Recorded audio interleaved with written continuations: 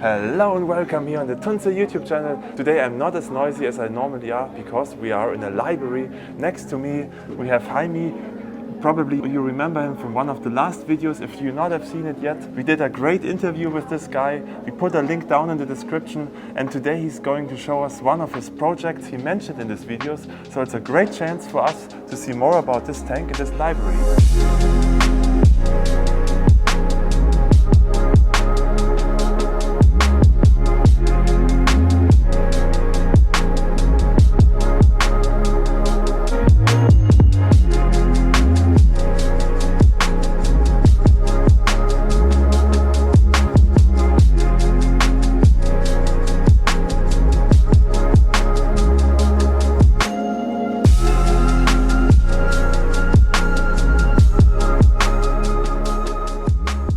So here we have a beautiful display that we did in Round Rock, Texas with the public library. We also collaborated with Texas Parks and Wildlife and a local fishing shop by the name of Living Waters. So the three of us got together and we wanted to really showcase a unique gem of a river, creek in Texas that runs right through Round Rock. So we decided to set up an environment native to the local waters, and we went and actually caught fish out of the local waters. And so we've got a variety of cool species in the aquarium. And really the idea here is for some community outreach, education, learning about the waterway here in Round Rock and understanding just how important it is. It has one of the only locations of the pure strain of what's called the Guadalupe bass, which is a Texas state fish. Yeah, so that was the premise behind this aquarium, was just to bring something a little more exciting and just, you know, kind of active into the library interface, create an environment where we're now going to start offering lessons and really teaching about all the different fish that are available. What I think is nice, very often when you have children, then, you know, they knock on the glass. Right. And so you did a protective layer. Right, yeah, so we can definitely talk about that. So when we approached this project, it actually was a previous inhabitant here. We had another aquarium that we also built, custom built an enclosure for a snake, a ball python that the library's had for over 26 years, I believe. The snake's name is Roxanne. Due to the span of life, the snake has been retired, and so actually Roxanne stays in the back offices now, and they ended up with this opening. And so we opted to bring this custom aquarium in and fit the space and provide a new solution to this area. And one of the kind of cool features about it is being in the children's level of this library. We opted to do a 2-pane glass scenario here, so a little bit more protection on the aquarium, because of course you can probably see a lot of the smudged glasses that the kids are right up on it, and really loving this aquarium and just wanting to see everything inside of it. So another really cool feature is we have a list here. These are currently the fish that we have in the aquarium, which gives a really cool kind of a game that the kids get to play, is that they sit here and they see the fish on the list, and then they got to try to find them inside the aquarium, and just a really, really cool example of what's possible with, you know, with a well-built aquarium. Some of the neat features about this particular aquarium is that we have canister filters that are plumbed through the bottom. There's an inline heater down below as well. So really we minimize the amount of equipment within the aquarium. But one feature that we did want to make certain we had in the aquarium is that these are shiners, and these fish, these small fish here, they love to swim in flow. They want to have good water flow running through the aquarium. And so that's the reason why we actually went with a Tunze power head, to really give us a beautiful flow throughout the length of the aquarium and just give these fish a very much more native environment that they're used to. So awesome products, like I said before. That's what really makes this aquarium successful, is all the quality that goes into it. When you meant retire, retire is what you tell Alive. the children. She's still Yeah, she's in the back. So she's still alive. Yeah, Oh, okay. So the thing was is that they didn't want the snake to die like out here. Okay. And so they just went ahead and retired the snake, but the snake is alive and well in the back offices. In the other aquarium that used to sit here, yeah. Nice. Yeah. That's cool. One cool feature also about this aquarium is all of this rock work that's down below and throughout, including the wood. All this was actually hand harvested by me out of the Brushy Creek prior to doing the layout. So that was a really cool component, as well as like what you see right here is what you would see down on the creek. Even all the grass? Well, not that so much. That's more decorative. But it's, obviously to kind of give a natural environment and to kind of produce visually what you would see. And just a lot of cool fish in there. I mean, it's a neat way of exposing kids to fish that you just normally aren't going to walk up and see on a regular basis. So, We are only here for some minutes, Sure. and all the children coming by, oh, where's the snake? Or they, oh, I want to see the fish again. it's a really cool, engaging component to the library. Yeah. Absolutely, yeah. Typically, we would say open the cabinet, but in this case, it's not so easy. Yeah, so we have filtration in the backside that we can go and take a look at and kind of see what runs the system. Now we are behind the scene, and it's very clean. I didn't think that we cannot see anything from the side because it's covered. You told us that we have the 2 canister filters down here. Yeah, so we keep things pretty simple. Really? Yeah. We try to minimize the amount of equipment inside the aquarium. Yeah. Hoses and tubes over the back. This is fairly unique to Texas. This was actually a system that was,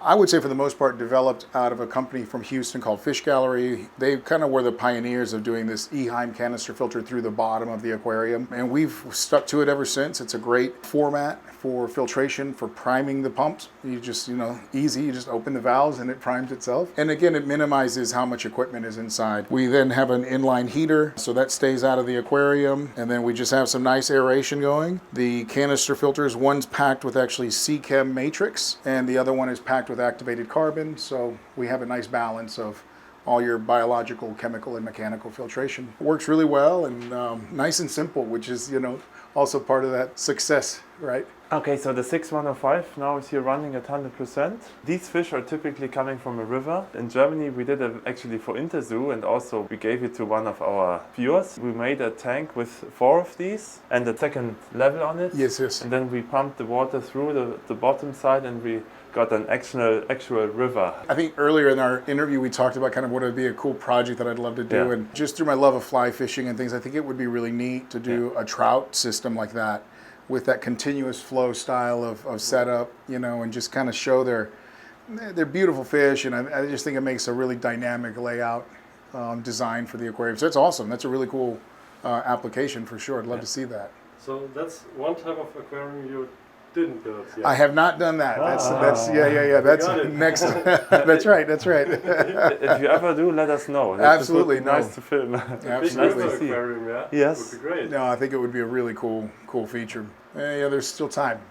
Yeah. We'll get to it. These actually, I had them from a show we did years ago. Yeah. And they sold them to us for use in the show. Yeah. And then they've been in a box, and so when we did this show, I was like, those would be perfect. So what do you have the curtains there for? Is that for... Before they had it for the snake, so they could just compartmentalize the space in case they wanted to work on it. So that's the snake tank over there.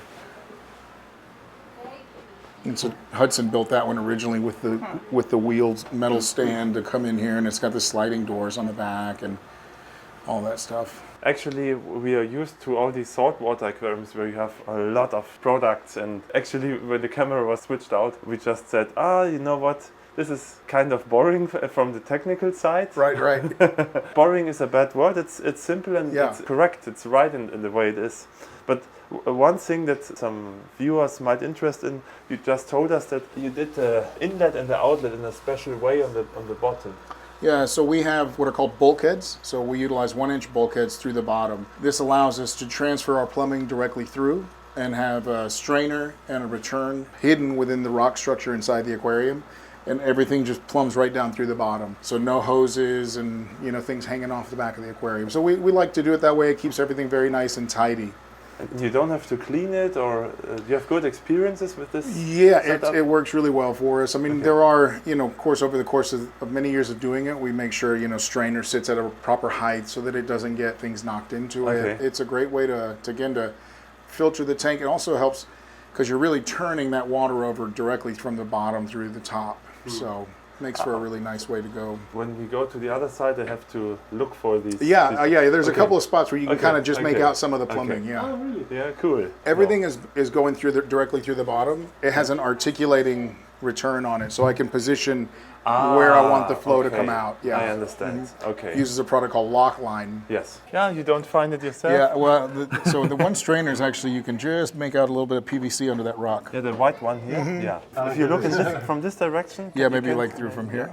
From upside. So the return kind of comes up through the rocks. This one here is actually shooting kind of towards the back of the tank. Would you recommend someone to do this at home? You know, it's one of those things, I think that it's about exposure to it and understanding it. It's really not a very difficult way to set up a system. I think a lot of people tend to be a little bit risk adverse, of course, because we're dealing with an aquarium full of water. Of course, things can happen, right? So things can break, and so it's always sort of making sure that we're looking out to see the eventuality of what could happen. Our experience has been, you know, again, such that we pretty much always do our filters that way. Very rarely are we doing filters over the back of the aquarium. The key focus here for us is just to really focus on the aquarium itself and minimize how much equipment is inside. So keep that to a minimum. And then too, like whenever we do go to equipment inside, is black is great. You know, of course, same thing, like the power head being that color, it really helps to hide into the black background. So unfortunately, some parts are blue.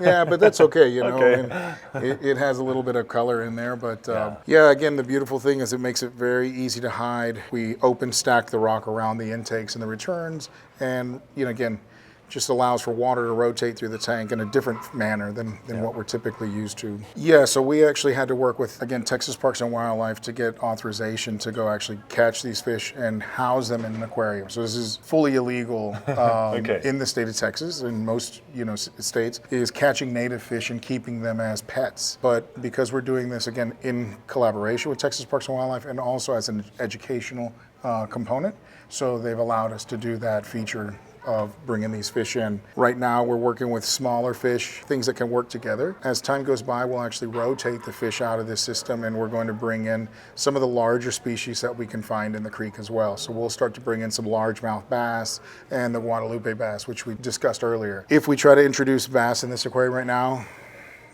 most of these little guys will be gone in no time. So, so just a matter of trying to, again, just put a selection of fish that will do well together. Jaime, thanks again. Hey, yeah, Felix, thank you, and thank you, Tunze, and thanks everyone. Thanks again for opening the door. Yeah, of course. and show us around here. Yeah, absolutely. It's a cool project, and I'm really proud that one of our products is allowed to be here. Yeah, absolutely. Just when the camera was turned off, one of the boys came here and said, "Oh, is this a wave maker?" So he's instantly spotted that. Yeah, he knew exactly what he was talking about, which was super cool. So guys, thank you for watching this video. If you want to see more of our US tour, then just follow our channel. We will bring more videos to this channel here from Texas. So stay tuned and see you next week.